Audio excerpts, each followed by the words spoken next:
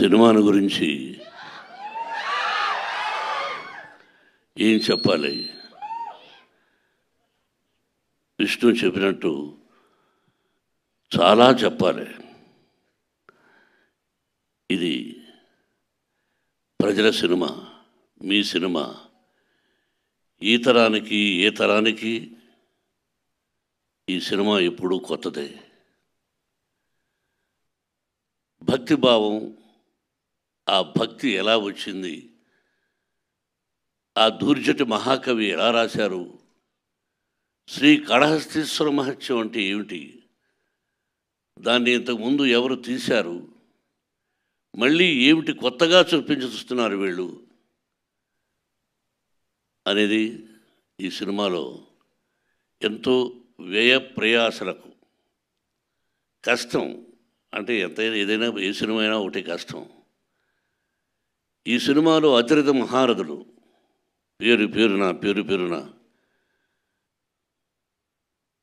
కేరళ నుంచి, ఆంధ్ర నుంచి, మద్రాసు నుంచి, నార్త్ ఇండియా నుంచి, మన భారతదేశంలో 4 మూలన ఉన్నటువంటి మహానటులందరినీ తీసుకువచ్చి ఈ సినిమాలో నటింపజేశాం.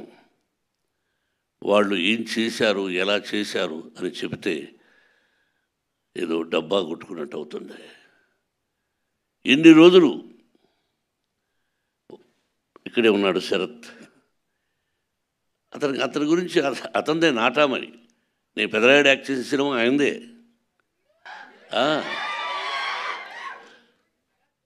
ఆయన ఒక రాజ్యసభ సభ్యుడుగా ఉన్నారు. ఆయనకు ఒక పార్టీ అధినేతగా ఉన్నారు. ఈరోజుకి ఏ పాత్రనైనా అవలీలగా పోషించగలిగినటువంటి మంచి నటుడు, నాకు సోదరుడు. అలాగే పేరున ప్రతి ఒక్కరూ అత్యద్భుతంగా చేశారు. ప్రజలు చెప్పాలి, మీరు చెప్పాలి. ఈ టీజర్ చూసిన వెంటనే ఇది ఓన్లీ భక్తి చిత్రమే కాదు, అన్ని రకాల విష్ణుబాబు చెప్పినట్టుగా ఒక చరిత్ర, భగవంతుడు, పరమేశ్వరుడు, అంతే. ఒక పద్యం ఉంది, ఎవ్వని చేజనించు జగమెవ్వని లోపల నుండు లీనమై ఎవ్వని ఎందుడిందు పరమేశ్వరుడెవ్వడు, మూల కారణం వెవ్వడు, అనాది మధ్యలయుడెవ్వడు, సర్వము తానే అయిన వాడెవ్వడు, అట్టి వారిని ఈశ్వరుని శరణము వీడదన్. అంటే అక్షరం ఎక్కడైనా అక్షర దోషాలు ఉండొచ్చేమో. ఇప్పుడు పెద్దవార శిక్షలో చదువుకున్నాం. మనందరికీ పరమేశ్వరుడే, బ్రహ్మ విష్ణు మహేశ్వరులు ఎలాగో పరమేశ్వరుడే అంతా. ఆయన ఆజ్ఞ ప్రకారమే మనం అంటుంటాం ఇళ్లలో, శివుడి ఆజ్ఞ లేనిది సీమైనా కుట్టదని. సామెతలు మనం వింటుంటాం, మన అమ్మా నాన్న చెప్పారు. అంతే, ఆయన పర్మిషన్ లేనిదే ఈ సినిమా తీసుంటాం.